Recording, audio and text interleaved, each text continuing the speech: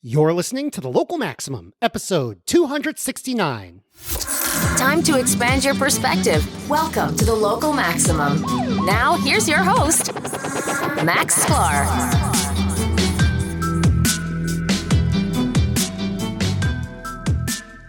Welcome, everyone. Welcome. You have reached another Local Maximum. Today, I want to talk about this. There's been a flurry of activity in the space of AI startups recently, and this has been predated by several years, I think, from the recent interest driven by ChatGPT. These are real businesses that are starting up that are focused on solving real problems, which is a really good place to be if in an industry.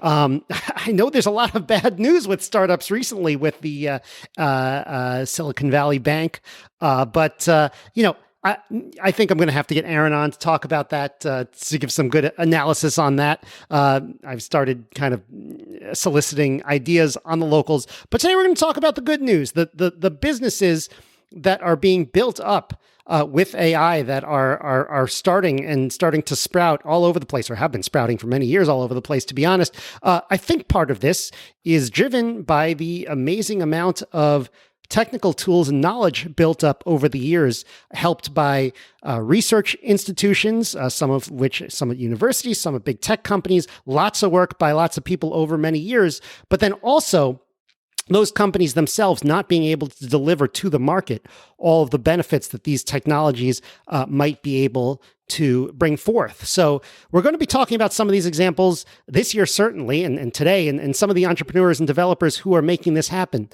One example is the recent interview with Jason Syverson in episode 258 that I did on Sports Visio. In fact, you'd be interested to know that today, yes, this day, March 13th, 2023, I started a new job at a company called Winware.ai, and I'm sure Aaron will interview me on that at some point. But today's interview isn't about those. Today's interview is all about health and dermatology. If you have ever worked with or have used our healthcare system recently, and you listen to this show, you might be wondering whether they can take advantage of the proliferation of AI and deep learning technology that is available. So we're going to talk to the founder of a company in that space, a company that is helping dermatology customers with vision recognition AI. This is really interesting. This is really exciting stuff if you think about vision recognition from the home. In fact, you'll hear in the interview that they have launched in New Hampshire, they launched in Connecticut, and most recently, I went to a launch party of theirs in Boston on Thursday night because they launched in Massachusetts. So they're growing, they're expanding states. My next guest is the CEO and co-founder of Piction Health, Susan Conover. You've reached the Local Maximum. Welcome to the show. Thank you so much for having me. And thank you so much for coming in person in the Local Maximum studio. It's always a lot of fun to do that. And while we have this studio up here, it's always great to talk to entrepreneurs in the Boston area. So thank you so much for coming out. You found an interesting application of image recognition with Piction Health. So let's just start. Just tell us about it. Yeah, absolutely. So I was originally diagnosed with melanoma when I was 22. I tried to go see a dermatologist and was told it would take at least 3 months to get in. And so I went to my PCP who biopsied my mole, and it ended up being a stage 2. So, sort of basically if I had waited, I might not be here. And so that sort of sparked my interest in dermatology and in access to care. But I'm originally trained as a mechanical engineer, worked in management consulting, and then focused my product master's degree on this topic at MIT. So this is very personal for you. So tell me a little bit about the product that you've created and what people are using it for currently. Yeah, absolutely. So we have an end-to-end a dermatologist experience for patients at home.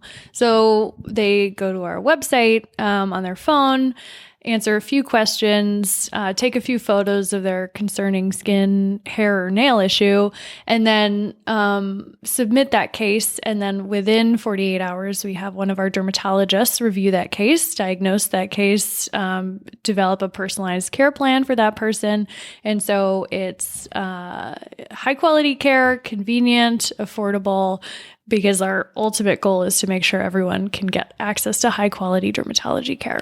So where does the image recognition fit into this? And why are you able to get people dermatologists so fast when it takes, like you said, months to get in normal? Of course. So our machine learning really comes in on our back end. There are many different points that can be inefficient in a sort of regular experience. Like if you don't give a person any guidance on how to take a high quality photo, 50% of the photos won't be readable by dermatologists because they'll be focused on a table in the background, or, people think they can take it closer to the skin than they can, so it'll be just too blurry, that sort of thing. Yeah. And so it's always a problem when you take a picture of like a document, but I didn't realize that it could happen with with skin, because if you think about it, even if you're taking it close up to your skin, it may focus on the hairs and not the actual skin condition underneath. So that's one stage that we use machine learning in order to provide feedback of like, hey, take a better photo, and we'd like to get it to the point where it's like scanning a check and uploading that to your bank. Also routing, making sure if cases can be easily managed by a nurse practitioner, then we route those more straightforward cases to them, versus if it's a more complex case, you make sure you want to have a dermatologist assessing that case. All of our cases are reviewed, of course, by a dermatologist, but the original person evaluating it, a few different other places as well that we've used machine learning in order to make sure we're delivering high quality care. So are all the images analyzed by your image classification, by your machine learning algorithms? Yes. Yeah. And that's how we know, it's likely to be an easier case of acne, or it could be hidradenitis suppurativa, which is a much more complex disease, that sort of thing.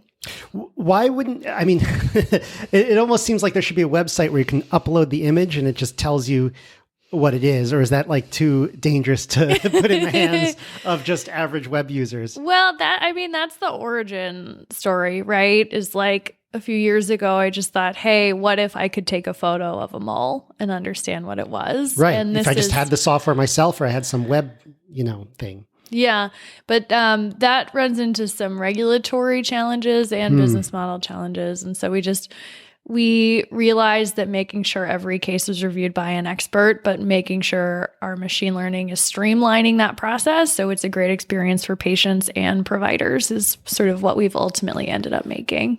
Cool. So I want to talk more about the product, but how are your engineers like finding training data for all of this? And then also like what software they're using. So let's start with the training data. Like how are you sitting there like labeling skin, and how's it? That's the key. That's the big secret to our company. So we've, in the pandemic, amassed more than 1 million photos of skin disease cases from more than 200 dermatologists in more than 20 different countries, including South Africa, India, Tunisia, Spain, in order to create a representative data set. So you just called them up and asked them? Yeah, we figured out a way to connect to these dermatologists, get them excited about what we're doing, and figure out partnerships. But it's certainly like also a trickier type of data because photos can be so highly variable, distance away, quality. Right. So we've done a ton in order to clean up that data and make sure it's machine learning usable in the first place. Also the labels. How I assume the dermatologists are labeling it, but is it like, okay, I know this was the condition, or is it like, yeah, I'm going to put a label on it because I think that's what they had? How do you have like a quality issue there? Yeah, so there's quality across many different spectrums, quality of photo, quality of diagnosis. And so we do have sort of a standardized method we've built where we know different levels of quality, right? 3 dermatologists all agreeing is better than 1 dermatologist, then having biopsy information confirming it was psoriasis or whatever is even, better than that 3 derm confirmation. So we do have a spectrum of different quality axes. In dermatology, dermatologists are 75% top 3 accurate, which you may say like, what? That's not 95? 75% top 3 accurate. Explain that to me. Sure. So it's just a computer vision. It's more common in the computer vision world, but basically like, the first 3 guesses a dermatologist has on a case, they guess the correct disease in that 3 guesses 75% of the time. Okay. So, and then the correct given is when everybody agrees, and like it's almost like is the correct answer actually correct? I know. See, I mean, I imagine your engineers have to do a lot of statistical thinking, which is always, which is what we do here, which is great. Yeah. I mean, ultimately the measure is, did the patient actually get better and respond to treatment? Right. That's dream data that we're building over time, but we don't have the luxury of that right now. And so we make an informed guess and then also have clinicians like verifying the right strategy. So how are your engineers training this classifier? Are they using a particular sort of open source software? Or are they building something in-house, convolutional neural net? How are they doing this? Yeah. PyTorch. We're using PyTorch, sure. And then we use the RayTune library to select specific hyperparameters. I did ask my CTO that question earlier before this meeting, so nice, he'd verify that for you. But we do try to just like the cutting edge is always changing in computer vision and machine learning. I think our sort of secret sauce has been to amass a unique data set that no one else has and keep supporting that and cleaning it. But that using the best in class tools that are available to do building. Yeah, it sounds like the trick here is to connect the technology available with the product, and I guess that's what entrepreneurs do. But it's always really interesting to see how the whole thing kind of comes together. Do you have any stories about? Do you have Do you have maybe? I don't know if you could give me like your user numbers, but do you have any stories about this product working? Like, does it encourage people to get their skin checked more often? Has it caught some conditions early in some patients? Like the one maybe you had, or for somebody else. Like, has it started paying off in that way? Yeah, absolutely. So we just launched in New Hampshire in late December and Connecticut last month, and then we'll be launching within the next few weeks in Massachusetts. But we're only staying in those New England. Yeah, New England, those states for now. Prove out our outcomes data, basically the question you're asking. But we have had quite a few people use our product and then get better, and that's been really great to see. And then we also do have cases where it's like a mole underneath a nail where a dermatologist says, "Hey, this really does need to be seen in person." Right. In which case the wait times to see a dermatologist can be 3 to 6 months or more, especially now post-pandemic.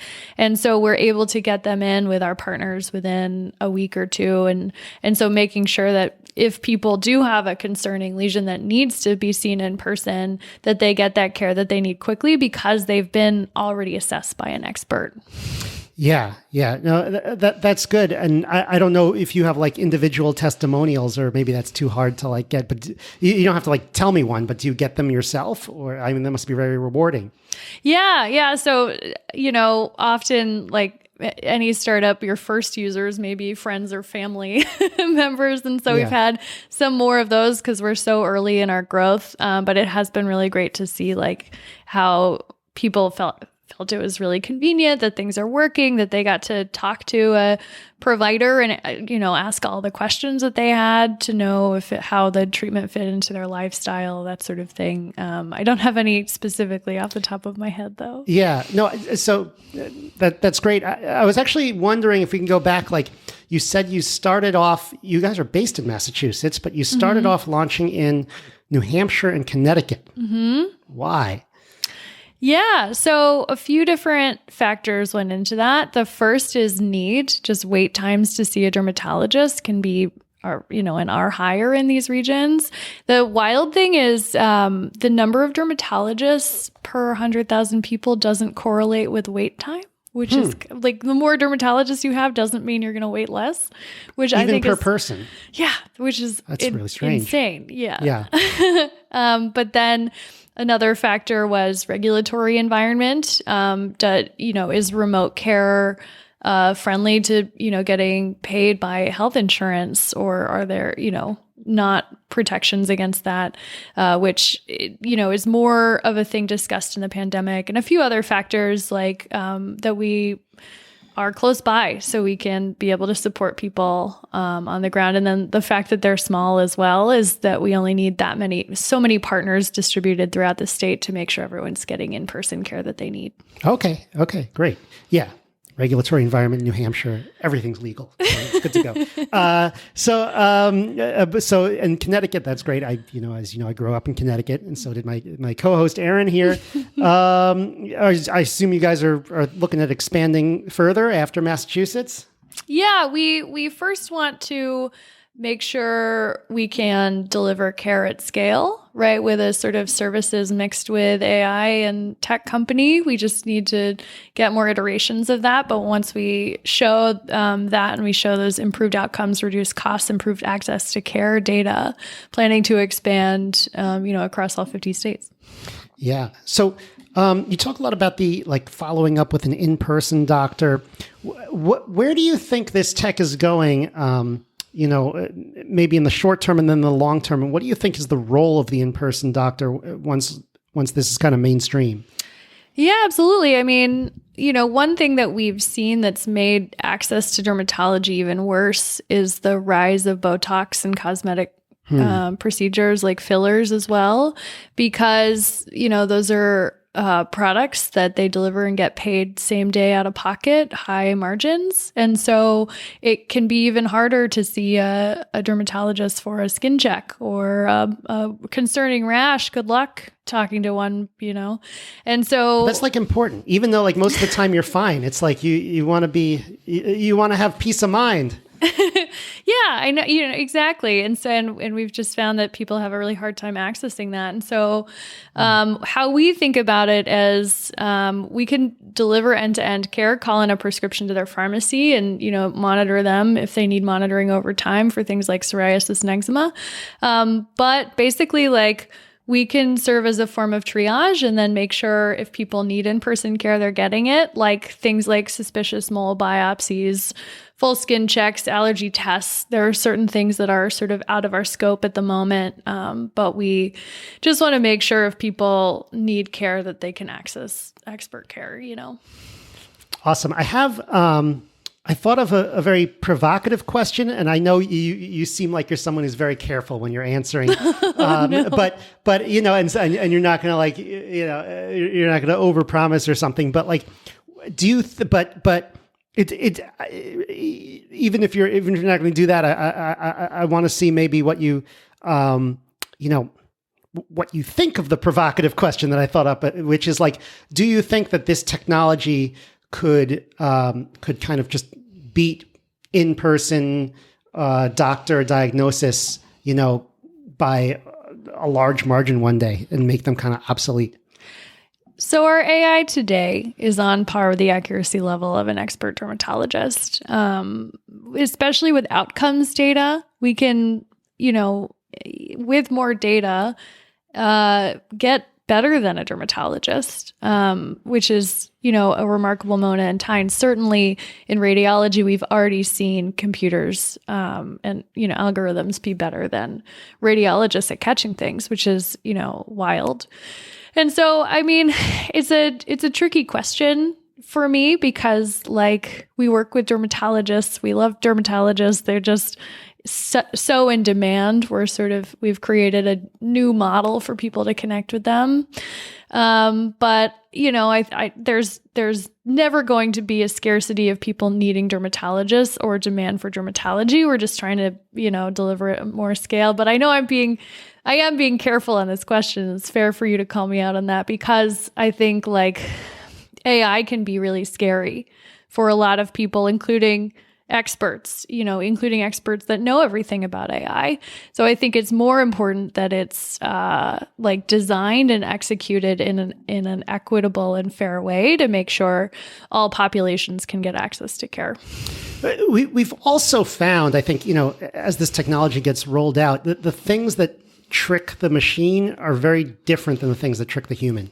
Like maybe it's something where someone has some rare thing where they have like two conditions at once or something. And you can kind of figure out, the human might be able to figure out what's going on where the machine can't. Yeah. So it's got to have guardrails for sure. Yeah, absolutely. At least for the time being. I think people always like to speculate, one day humans being obsolete. I don't know if there's anything we could say about that, other than that we're not there yet. But, I mean, one factor, there's all sorts of weird biological things in medicine that sort of obstruct the just like supercomputer being able to take over everything.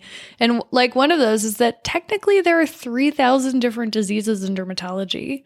Wow. So you can build a model that addresses the top 50 most common or critical and get 97% of the cases, but you still have that 3%, and those 3% still need great care, So right. It is just like, how do we... That's the time when you really need a doctor anyway. It's augmentation rather than replacement, I think, is a more helpful framing for AI in healthcare.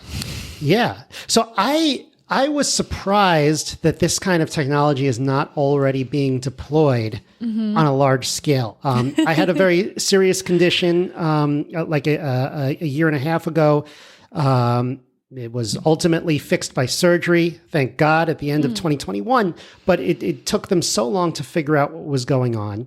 And I kept asking them, as a machine learning engineer, I was like, you have these ultrasounds, you have these CAT scans, why don't you just apply a machine learning model to it? And they're like, we don't have that. And I'm like, okay, so maybe I was, I was in pain for like 6 months longer than I needed to be with like a chance of it getting to later stages. Yeah. I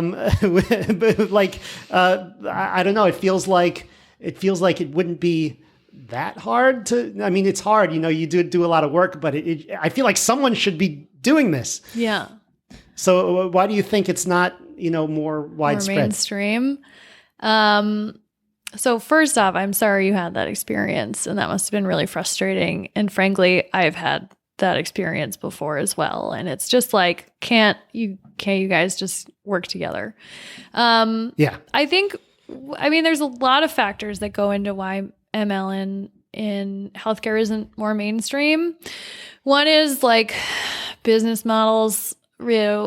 Doctors get paid on a basis, it's very customized per thing, but how much time they spend on something is factored into how much they get paid. And so it's not incentivized for a computer to do it in a second if a human does it in 5 minutes, and there are some other things that, impact that. I think of the areas, radiology definitely has the most commercialization into the field. But even then, it's got to be some sort of tech-enabled company, because it is just like a big cultural change, right? Yeah.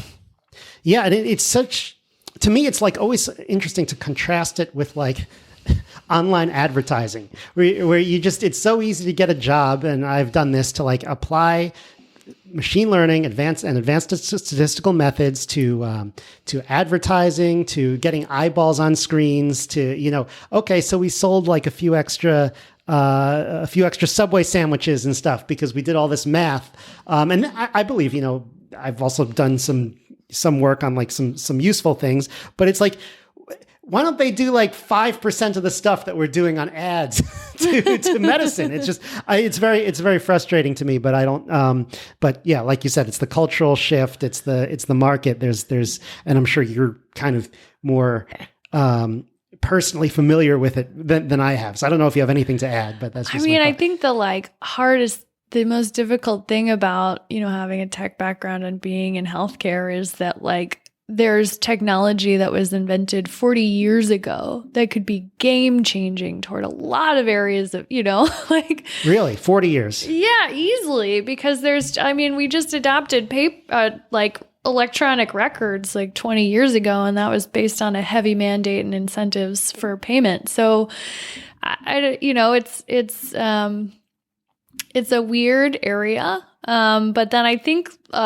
that it can be more difficult to make faster progress because of regulation limitations. And then just like conservatism. Basically, like every technology, you want to check A, B, C, X, Y, Z, and make sure everything's equitable. Even if the current system isn't equitable, the new technology has to be equitable. And so I think, I don't know, I wish I had answers for you, and we're just, learning as we go and trying to, make a difference for patients and providers. Yeah. So, I mean, before we get to the end where I want to tell people listening how they can actually use this thing, but I'm actually, the one thing we haven't covered yet is how did you get started? Because you said you were at MIT. Yeah. What were you doing at MIT? And were you looking for a product where there was a need in the marketplace? And so did you kind of have this idea when you were at MIT? How did that whole thing go down? Yeah.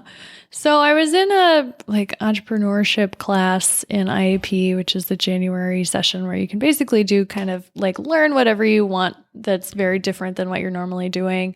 And it's called Nuts and Bolts of Founding New Ventures. But I just thought hey, I've had melanoma and we have this technology today that can recognize it. Why can't I just recognize it? My mole, so I don't have to go through the pomp and circumstance of trying to find a doctor who will take me and get an appointment, wait, et cetera, drive.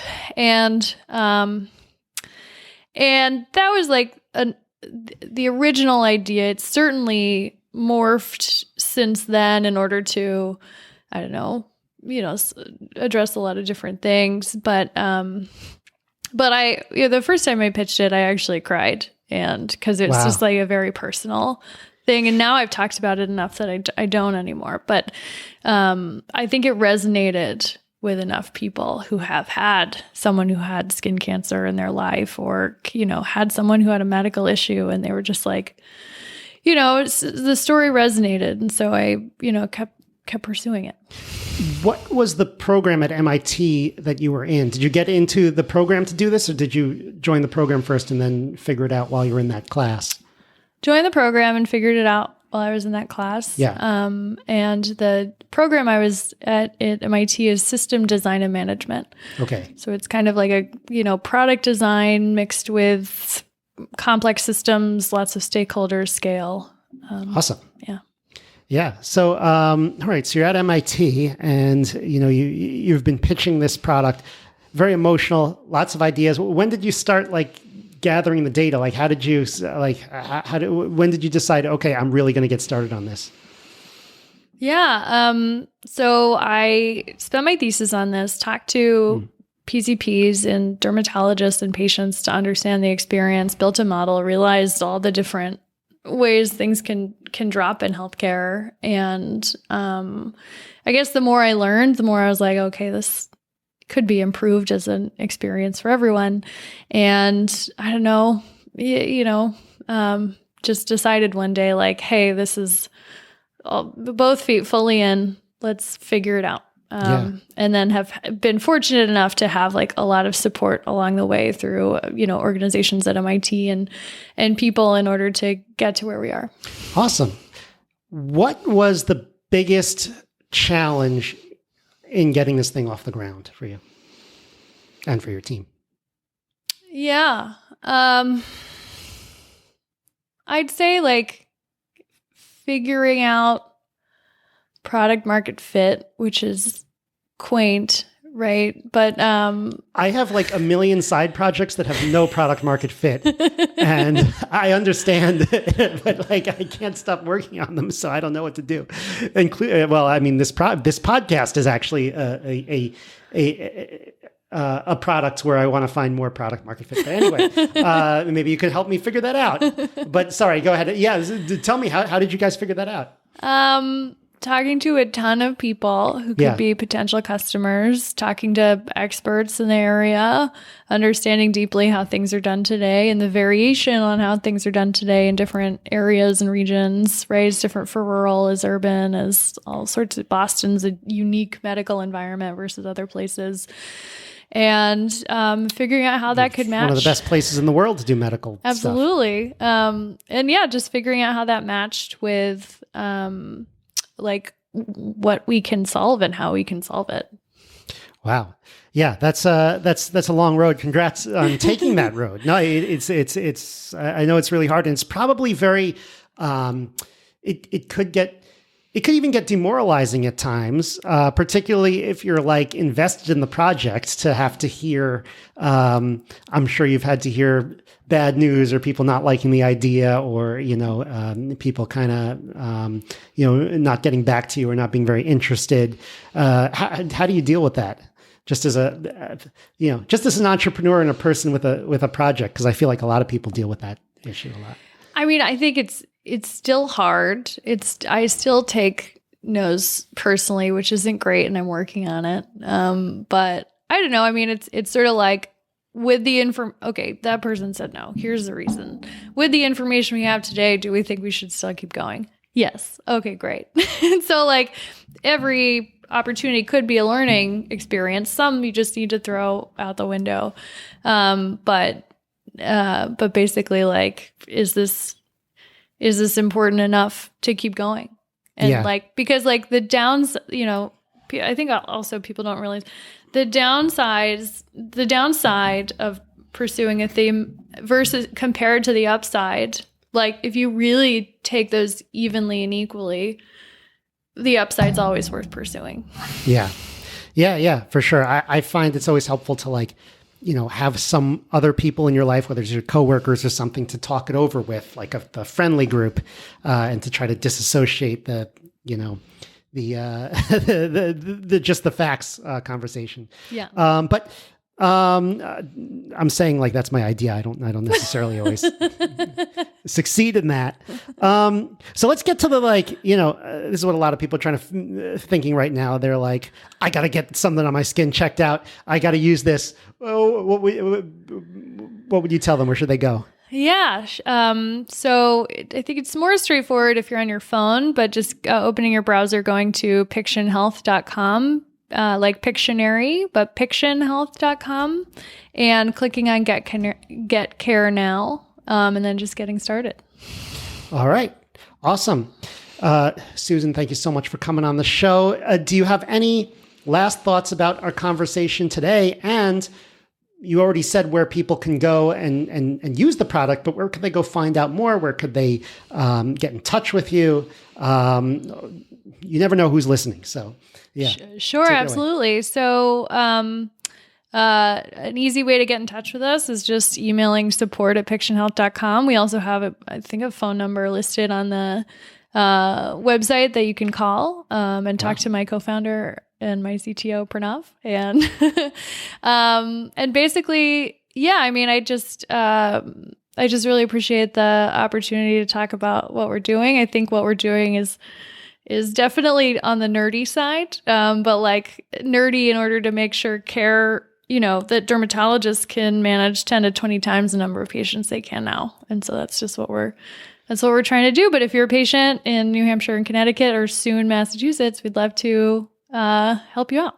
Awesome. Yeah, no, the nerdy side, I love that. My audience will love that. So, Susan, thank you so much for coming on the program today. Oh my gosh. Thank you so much, Max. All right. So big congrats to Piction Health on their latest launch in Massachusetts. I know that Susan wanted to make a pun or a story based around the idea of the local maximum. That's something that I highly encourage here on the program. So she sent me the following quote, which she gave to I believe someone in the media when asked if she had advice for women in data science. She wrote, "Don't get caught in a local maximum. It's easy to focus on how to optimize your current life, but important to realize your life may get a little worse in applying for jobs or vetting a startup idea on top of everything else. But that's what opens up the door to get to an even higher local maximum at your dream job or at your new venture. Don't lose sight that you could be at a local maximum because there's likely more out there for you. You just need to do the work to get to the next part of the curve." Well, as you can imagine, I like that. I think that's advice we could all use, and I love the local maximum reference. That's what the show is all about. All right. Have a great week, everyone. That's the show. To support the Local Maximum, sign up for exclusive content and our online community at maximum.locals.com. The Local Maximum is available wherever podcasts are found. If you want to keep up, remember to subscribe on your podcast app. Also, check out the website with show notes and additional materials at localmaxradio.com. If you want to contact me, the host, send an email to localmaxradio@gmail.com. Have a great week. Feel the power.